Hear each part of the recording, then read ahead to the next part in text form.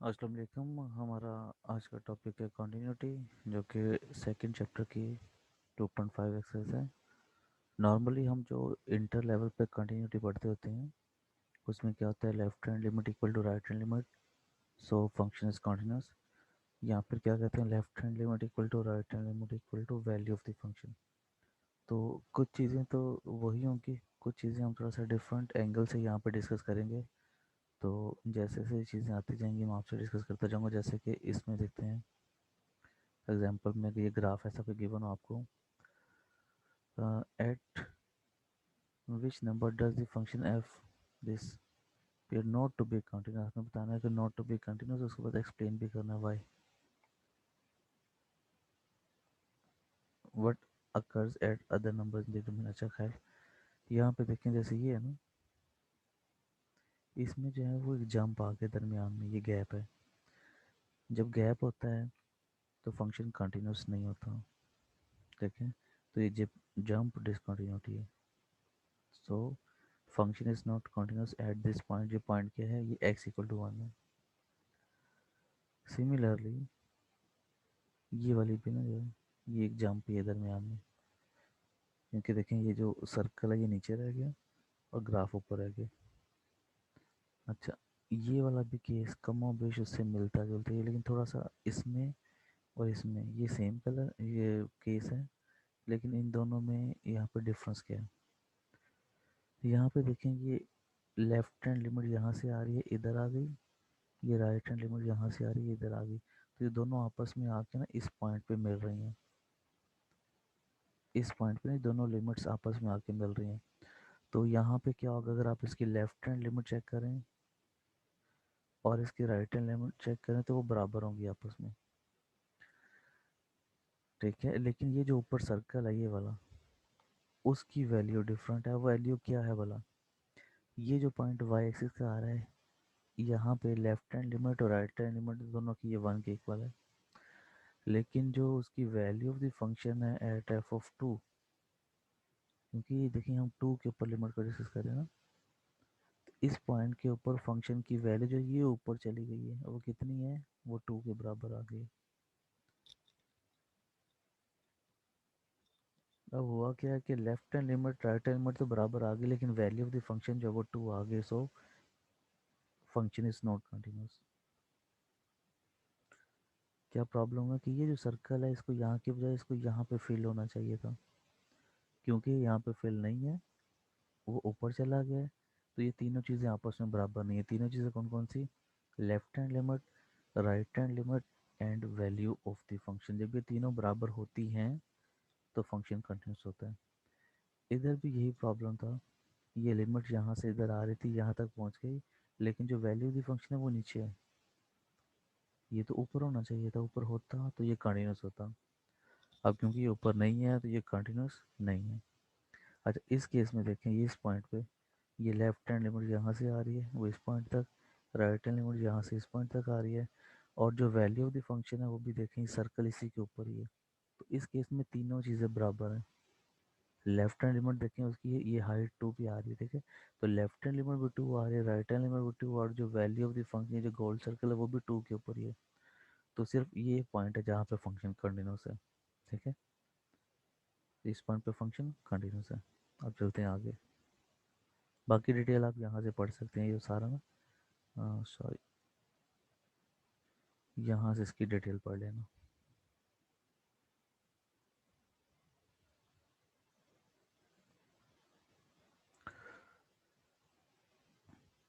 अच्छा, समटाइम्स हमारे पास फंक्शन जो है ना वो डिफाइन होता है, वो इस फॉर्म में कि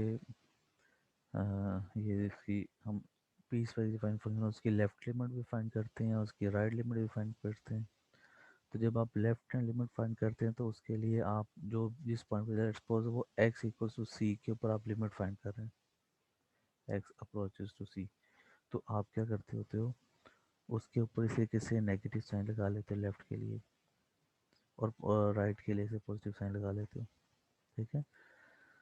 the function F is continuous if, कि उसकी जो लिमिट्स हैं वो भी एफ ऑफ सी हो, जो लेफ्ट लिमिट है वो भी एफ ऑफ सी हो, राइट लिमिट एफ ऑफ सी हो, मतलब वो सारे आपस में बराबर ही हो, बस इतनी सी बात है। देखिए आगे चलते हैं, ये देखें ज़रा example 2, the function this is continuous over its domain, this it is right continuous at x equals to -2 and left continuous at x equals to 2.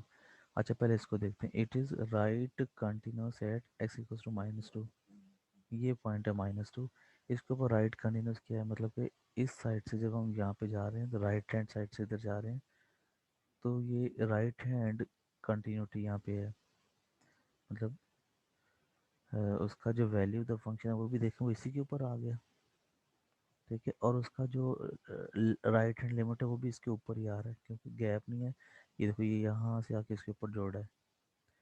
अच्छा अब इसमें प्रॉब्लम क्या है कि इस साइड पे ग्राफ ही नहीं है, लेफ्ट साइड पे, क्योंकि लेफ्ट साइड पे ग्राफ नहीं है इसीलिए यहाँ पे इस साइड पे वो लेफ्ट कंटिन्यूटी को डिस्कस नहीं कर रहे, they are talking about right continuous, ठीक हो गया।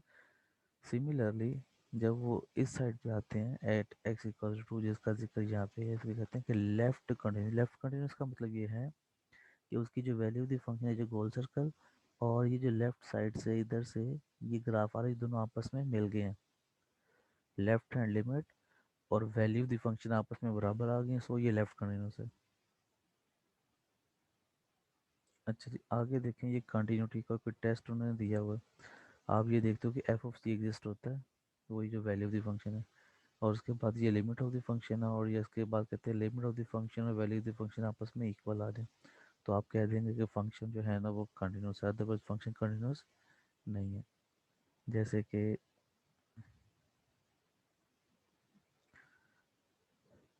ये हमारे पास ना फ्लोर फंक्शन है, तो फ्लोर फंक्शन को अगर हम लिखें तो वापस ये लिखा जाता है, कोई भी आप उसमें नंबर डालेंगे तो वो n-1 हो जाएगा,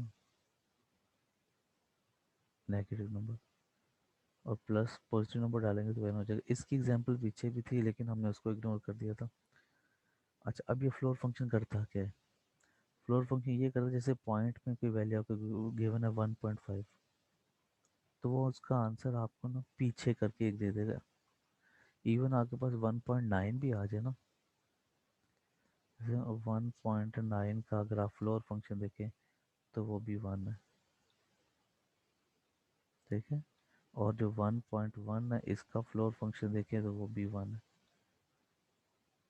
फ्लोर फंक्शन क्या करता है, जो प्रीवियस इंटीजर होता है ना तो वो आपको आंसर दे देता है, ठीक है। अब जैसे यहाँ पे देखें 0 से 1 तक जाएंगे तो उसका आंसर ये 0 रहेगा, फिर 1 से जब आप 2 तक जाएंगे तो उसका आंसर ये सारा का आंसर 1 आ रहा है, फिर 2 से 3 तक जाएंगे तो आंसर 2 आएगा, मतलब हर जगह पे यहाँ पे पिछला वाला आंसर है, इस सारे में आंसर पिछला वाला है। अच्छा अब यहाँ पे देखें ये फंक्शन, ये डिसकंटिन्यूअस फंक्शन है क्योंकि देखें दरमियान में गैप आ रहे हैं, कोई जुड़ा हुआ ही नहीं है ग्राफ आपस में, it is discontinuous at every integer, ये देखें, ठीक है, because the left hand and the right hand limits are not equal.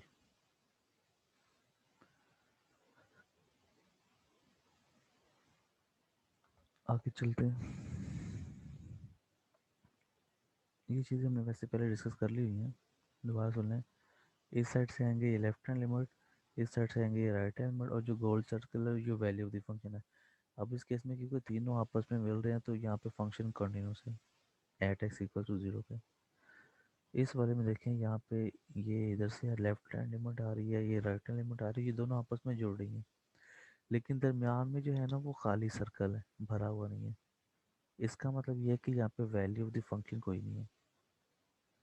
So function की लिमिट तो आपस में बराबर है लेकिन वैल्यू ऑफ द फंक्शन नहीं है, तो फंक्शन कंटिन्यूस नहीं होगा।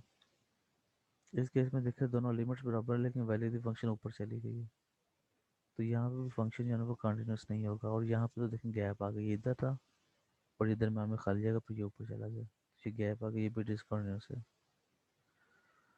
आगे चलते हैं,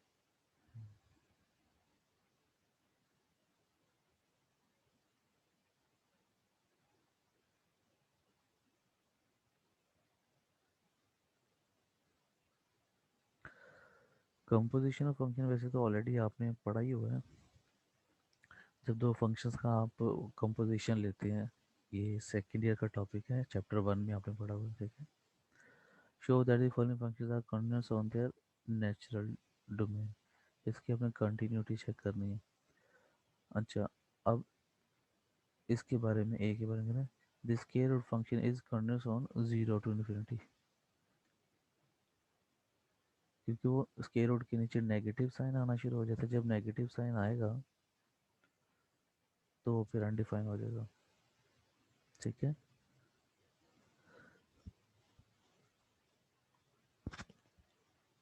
सॉरी, इमेजिनरी वैल्यूज आना शुरू हो जाएंगी।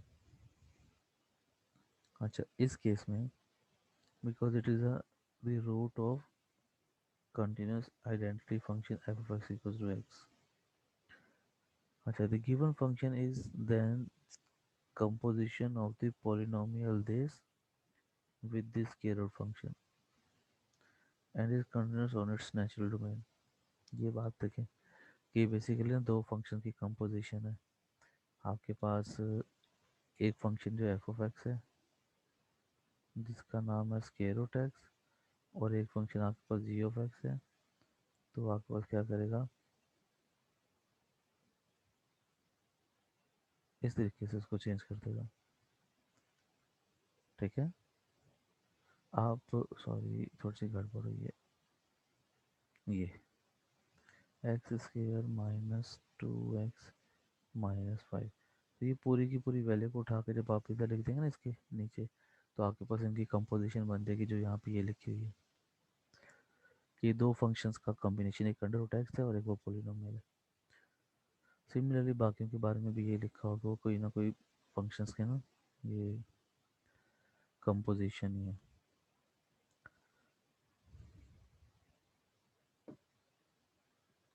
इसको रहने दें, आगे चलते हैं।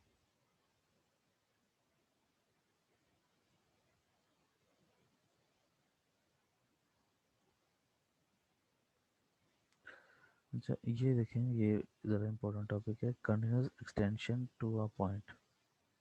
समटाइम्स हमारे पास ना फंक्शन जैसे ये गिवन है, अगर इसमें सिर्फ ये दिया हो ना, तो ये जब ज़ीरो अप्लाई करेंगे तो ये साइन ज़ीरो ओवर एक्स है, तो ज़ीरो, तो ये ज़ीरो ओवर ज़ीरो फॉर्म आ जाती है। तो ये जो है ज़ीरो के ऊपर डिसकॉन्टिन्यूस हो जाएगा। हम क्या करेंगे, इसको कंटिन्यूस बनाने के लिए यहाँ पे एक नया पॉइंट ऐड कर देंगे, ये वाला,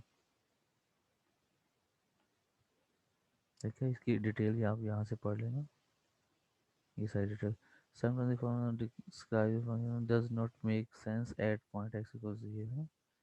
जब जिस पॉइंट पे आप उसको डिफाइन करें तो उसके कोई सेंस नहीं बना रहा था। For example the function this is continuous at every point except x equal to 0। Zero पे वो कंटिन्यूस नहीं है क्योंकि जीरो पे वो जीरो बाई जीरो फॉर्म बन जाती है। अच्छा, अब वो क्या करेंगे कि जीरो के बारे में कह देंगे zero is not in the domain. उन्होंने जीरो को डोमेन से निकाल दिया हुआ, तो क्यों निकाल दिया, यहाँ पर जैसे फंक्शन डिफाइन है x is not equal to zero के लिए, तो जीरो क्योंकि उसके डोमेन में नहीं है तो उस पर वो कंटिन्यूस भी नहीं होगा। तो इन्होंने क्या किया कि उसको ज़ीरो को उसके डोमेन में शामिल करने के लिए ये एक नया फंक्शन लिख दिया, और उसकी जो वैल्यू थी वो यहाँ पे लगा दिए वन। वन क्यों लगाइए, क्योंकि जब इसकी हम लिमिट अप्लाई करेंगे ना तो वो भी वन ही हो जाएगी, तो ये भी वन, तो फिर दोनों आपस में बराबर हो जाएंगे, लिमिट ऑफ द फंक्शन और value of the function. So it will be continuous, यहाँ पे ये लिखा हुआ है the new function will continuous because ये जो लिमिट है ये, और जो एफ ऑफ ज़ीरो, ये एफ ऑफ ज़ीरो है, इसका जो एफ ऑफ ज़ीरो है इसको कहते हैं वैल्यू ऑफ द फंक्शन, ये आपके पास वन है, और जो लिमिट है x approaches to zero sine x over x, ये भी वन है, तो ये दोनों आपस में बराबर आ जाएंगे। सो फंक्शन जो है कंटिन्यूस हो जाएगा। अब शुरू में ये कंटिन्यूस कोई नहीं था, हमने क्या किया, उसकी डोमेन में जो ज़ीरो पॉइंट शामिल नहीं था, हमने उसकी डोमेन में ये ज़ीरो पॉइंट शामिल किया। तो वो जो ज़ीरो पॉइंट शामिल किया इसका मतलब हमने उसकी डोमेन को एक्सटेंड कर दिया है। इसीलिए इसको कहते हैं कि ये continuous extension to a point है, कि उसमें एक जो पॉइंट था कम, वो उसमें डाल दिया और ग्राफ को कंडेंस बना दिया। जैसे ये देखें, ये ग्राफ है, क्योंकि ज़ीरो शामिल नहीं था इसलिए यहाँ पे सर्कल था। फिर हमने क्या किया, ज़ीरो को शामिल किया और यहाँ पे उसकी वैल्यू वही लगा दी जो यहाँ पे आनी चाहिए थी। मतलब कि ये जगह खाली थी ना, तो मैंने यहाँ पे जो वैल्यू यहाँ पे आनी थी मैंने वही लगाई। कोई ऊपर करके नहीं लगा दी, कोई नीचे करके नहीं लगा दी, क्योंकि ऊपर नीचे लगाते तो ये कंटिन्यूस ग्राफ नहीं होना था। कंटिन्यूस ग्राफ होने के लिए यहाँ पे ये जो सर्कल है ये वाला, इसको फिल होना चाहिए था। तो मैंने क्या किया, इस सर्कल को फिल करने के लिए ये जो पॉइंट है ये आ रहा है 1 के ऊपर, ये y की वैल्यू 1 है यहाँ पे। तो हमने क्या किया, वहाँ पे वैल्यू ही 1 ले ली इस जगह पे, ये वैल्यू देखो 1, ताकि ये जो ग्राफ यहाँ सीधा तक आ रहा है तो वो यहाँ पे गैप ना आए, वो इधर से स्मूथली इधर चले, और ये पॉइंट फिल कर दिया इसको 1 लेके। अगर फर्ज करें कोई कहता है इसको 2 ले लें, तो 2 लेते उसने ऊपर चला जाना था, तो ये ग्राफ में बिल्कुल ऐसे ही रह जाना था, और ये दरमियान में खाली सर्कल आ जाना था। तो खाली सर्कल हो तो ग्राफ कंटिन्यूस नहीं होता।